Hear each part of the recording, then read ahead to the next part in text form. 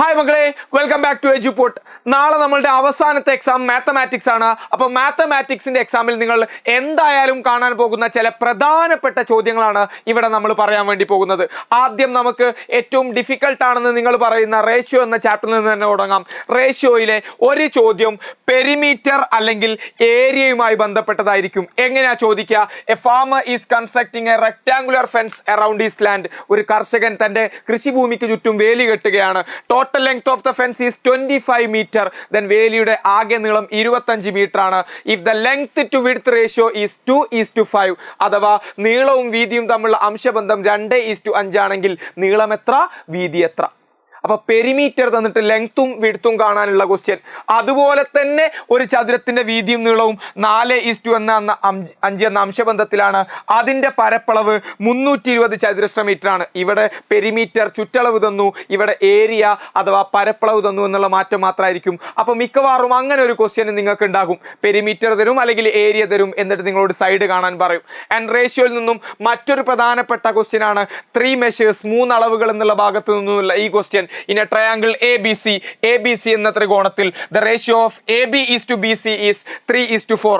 AB യും BC യും തമ്മിലുള്ള അംശബന്ധം 3:4 ആണ്. And the ratio of BC is to CA is 4:5. BC യും CA യും തമ്മിലുള്ള അംശബന്ധം 4:5 ആണെങ്കിൽ what is the ratio of 3 sides together? എങ്കിൽ 3 നമ്പറുകളും കൂടിയുള്ള റേഷ്യോ എത്രയാന്നുള്ള, അല്ലെങ്കിൽ 3 സൈഡും കൂടിയുള്ള റേഷ്യോ വളരെ ഇമ്പോർട്ടൻ്റ് ആയ ക്വസ്റ്റ്യൻ ആണ്.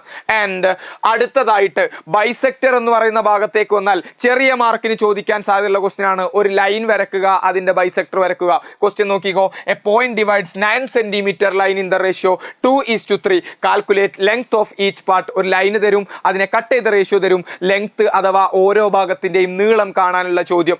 അതുപോലെ തന്നെ ഡെസിമൽ ഫോംസിലേക്ക് വന്നാൽ ഡെസിമൽ ഫോംസിൽ നമുക്ക് പറയാം പ്രധാനമായും ചോദിക്കാൻ സാധ്യതയുള്ള 2 ഭാഗങ്ങളാണ്.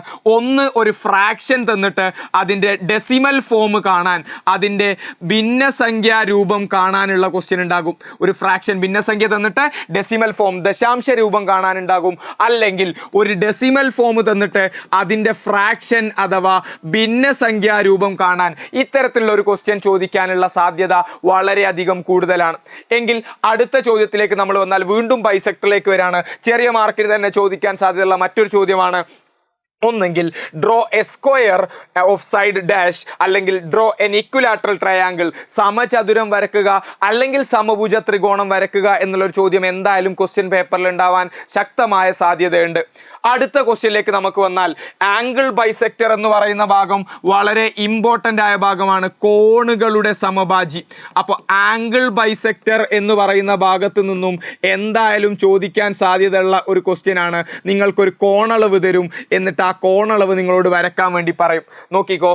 Draw the angles below. താഴെ തന്നിരിക്കുന്ന കോണളവുകൾ എഴുതുക. കണ്ടോ, 27.5 ആൻഡ് 52.5. അഥവാ ഹാഫ് വരുന്ന ആംഗിളുകൾ വരക്കാനുള്ള ചോദ്യം നിങ്ങൾക്ക് ക്വസ്റ്റ്യൻ പേപ്പറിൽ ഉണ്ടാവാൻ സാധ്യതയുണ്ട്. അതുപോലെ തന്നെ ഇനി നമ്മൾ സൊല്യൂഷൻസ് ഓഫ് ഇക്വേഷനിലേക്ക് വന്നാൽ the perimeter of a rectangle is 80 metres. Perimeter തന്നു 80 metre. Its length is 1 metre more than twice of the width. അതിൻ്റെ നീളം എന്ന് പറയുന്നത് വീതിയുടെ ഇരട്ടിയേക്കാൾ 1 കൂടുതലാണെന്ന് പറഞ്ഞു. അങ്ങനെയാണെങ്കിൽ ലെങ്ത്തും വിഡ്ത്തും എത്ര എന്നുള്ള ചോദ്യം റേഷ്യോയുമായിട്ട് സിമിലർ ആയ ചോദ്യമാണ്. പക്ഷേ ഇത് സൊല്യൂഷൻ ഓഫ് ഇക്വേഷൻ ആണ്. രണ്ടും സോൾവ് ചെയ്യുന്ന രീതി ഡിഫറൻ്റ് ആണ്. ഓക്കെ. ആൻഡ് അങ്ങനെയാണെങ്കിൽ അടുത്ത question. A square containing 4 numbers in A calendar is marked and the sum of these numbers are 80. കലണ്ടറിൽ 4 സംഖ്യകളുള്ള ഒരു സമചതുരം അടയാളപ്പെടുത്തി അതിലെ സംഖ്യകളെല്ലാം കൂട്ടിയപ്പോൾ 80 കിട്ടി എങ്കിൽ അതിലെ സംഖ്യകൾ ഏതൊക്കെയാണ്, ഏതൊക്കെ നമ്പേഴ്സ് ആയിരിക്കും അത് എന്നുള്ളതും സൊല്യൂഷൻ ഓഫ് ഇക്വേഷനിലെ ഇമ്പോർട്ടൻ്റ് ആയ ക്വസ്റ്റ്യൻ ആണ്. ആൻഡ് അടുത്ത ക്വസ്റ്റ്യൻ ആയിട്ട് നമുക്ക് പറയാം ഏജുമായി ബന്ധപ്പെട്ട, വയസ്സുമായി ബന്ധപ്പെട്ട ചോദ്യങ്ങൾ ഉണ്ടാകും. എങ്ങനെയാ ചോദിക്കുക? Age of Appu's mother is now 9 times that of Appu. അപ്പുവിൻ്റെ വയസ്സിൻ്റെ 9 ഇരട്ടിയാണ് അപ്പുവിൻ്റെ അമ്മയുടെ വയസ്സ്. ആഫ്റ്റർ 9 years, 9 വർഷം കഴിഞ്ഞാൽ it will be 3 times Appu's age. അത് അമ്മയുടെ വയസ്സ് അപ്പുവിൻ്റെ 3 ഇരട്ടിയായി മാറും. എങ്കിൽ what are their ages now? എങ്കിൽ അവർ രണ്ടുപേരുടെയും ഇപ്പോഴത്തെ വയസ്സ് എത്രയാണെന്ന് കണ്ടുപിടിക്കുന്ന ഏജുമായി ബന്ധപ്പെട്ട പ്രോബ്ലം സൊല്യൂഷൻ ഓഫ് ഇക്വേഷനിൽ വെരി വെരി ഇമ്പോർട്ടൻ്റ് ആണ്. എങ്കിൽ സർക്കിൾസ് എന്ന ഭാഗത്തേക്ക് വരുമ്പോൾ അവിടെ നമ്മളോട് ചോദിക്കുക ഇതുപോലെ തന്നെ 2.75 2.25 സെൻറ്റിമീറ്റർ റേഡിയസ് ഉള്ള ആരമുള്ള സർക്കിൾ വരക്കുക അഥവാ വൃത്തം വരക്കുക എന്നുള്ള രീതിയിൽ, ഈ രീതിയിൽ മുക്കാലോ കാലോ ഒക്കെ വരുന്ന രീതിയിൽ 0.75 0.25 ഒക്കെ റേഡിയസ് തന്നിട്ടുള്ള സർക്കിൾസ് വരക്കാനുള്ള ചോദ്യം വരാനുള്ള സാധ്യതയുണ്ട്. അതുപോലെ തന്നെ അടുത്തൊരു ക്വസ്റ്റ്യൻ നോക്കാം. In A test of 10 questions, 10 ചോദ്യങ്ങളുള്ള പരീക്ഷയിൽ 1 mark is given for each correct answer. ഓരോ ശരിയുത്തരത്തിനും 1 മാർക്ക് കിട്ടും. And 1 mark subtracted for each wrong one. ഓരോ ചോദ്യം തെറ്റുമ്പോഴും ഓരോ മാർക്ക് കുറയ്ക്കുകയും ചെയ്യും. എങ്കിൽ if one gets the 5 wrong but the next 5 right, what would be his score? എങ്കിൽ ആദ്യത്തെ ഒരാളുടെ 5 എണ്ണം തെറ്റി അടുത്ത 5 എണ്ണം ശരിയായാൽ അയാളുടെ സ്കോർ എത്രയായിരിക്കും, മാർക്ക് എത്രയായിരിക്കും എന്നുള്ള ചോദ്യം ശക്തമായ സാധ്യത ഉള്ളതാണ്.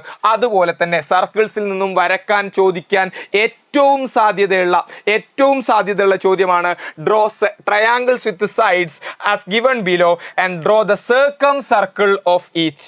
എന്ന് പറഞ്ഞാൽ താഴെ തന്നിരിക്കുന്ന ത്രികോണങ്ങൾ, ചുവടെയുള്ള അളവുകളുള്ള ത്രികോണങ്ങൾ വരച്ച് അവ ഓരോന്നിൻ്റെയും പരിവൃത്തം വരക്കുക. സർക്കം സർക്കിൾ നോട്ട് ചെയ്ത് വെച്ചോ, ക്വസ്റ്റ്യൻ പേപ്പറിൽ ഉണ്ടാകും. സർക്കം സർക്കിൾ പരിവൃത്തം. അവ എങ്ങനെയാ തന്നത്? 2 വശങ്ങൾ 4 5 സെന്റിമീറ്റർ, ചേരുന്ന കോണ് 60. അല്ലെങ്കിൽ 2 വശങ്ങൾ 4 5 ചേരുന്ന കോൺ 120. അല്ലെങ്കിൽ 2 വശം 4 5 അവ ചേരുന്ന കോണെന്ന് പറയുന്നത് 90. ആ രീതിയിൽ 2 അളവുകളും ആംഗിളും തന്നിട്ട് സർക്കം സർക്കിൾ വരക്കാനുള്ള ക്വസ്റ്റ്യൻസ് നമുക്ക് ഉണ്ടാവാറുണ്ട്. അപ്പൊ ഇത്രയും ടൈപ്പ് ഓഫ് ക്വസ്റ്റ്യൻസ് നമുക്ക് വളരെ ഇമ്പോർട്ടൻ്റ് ആയിട്ട് നമുക്ക് പറയാം. അപ്പൊ സാർ ക്വസ്റ്റ്യൻസ് മാത്രമേ ഉള്ളൂ, ഉത്തരങ്ങൾ എവിടെ കിട്ടും? ഇന്ന് രാത്രി കൃത്യം 7 മണിക്ക് നമ്മൾക്ക് എന്തുണ്ട്? നമുക്ക് ലൈവ് ഉണ്ട്. ഈ ലൈവിൽ നമ്മൾ ഏറ്റവും ഇമ്പോർട്ടൻ്റ് ആയിട്ടുള്ള ഈ ക്വസ്റ്റ്യനുകളും അതോടൊപ്പം തന്നെ കുറച്ച് A+ ലെവൽ ക്വസ്റ്റ്യനുകളും അടക്കം എക്സാമിന് നിങ്ങൾക്ക് ചോദിക്കാൻ പോകുന്ന എല്ലാ ഭാഗങ്ങളും ഡിസ്കസ് ചെയ്യുന്ന ഒരു ലൈവാണ് നമ്മൾ നിങ്ങൾക്ക് അറേഞ്ച് ചെയ്തിരിക്കുന്നത്. അപ്പം നിങ്ങൾ എന്ത് ചെയ്യുക? കൃത്യസമയത്ത് അവിടേക്ക് എത്തിച്ചേരുക എന്ന് മാത്രമല്ല, നിങ്ങളുടെ ഫ്രണ്ട്സിലേക്കൊക്കെ ഷെയർ ചെയ്തിട്ട് അവരെയും കൂടി ഇതിലേക്ക് എത്തിക്കുക. അപ്പം നമുക്ക് എന്ത് ചെയ്യാം? ഈ ഇമ്പോർട്ടൻ്റ് ആയ ക്വസ്റ്റ്യൻസുമായിട്ട് കൃത്യം 7 മണിക്ക് കാണാം.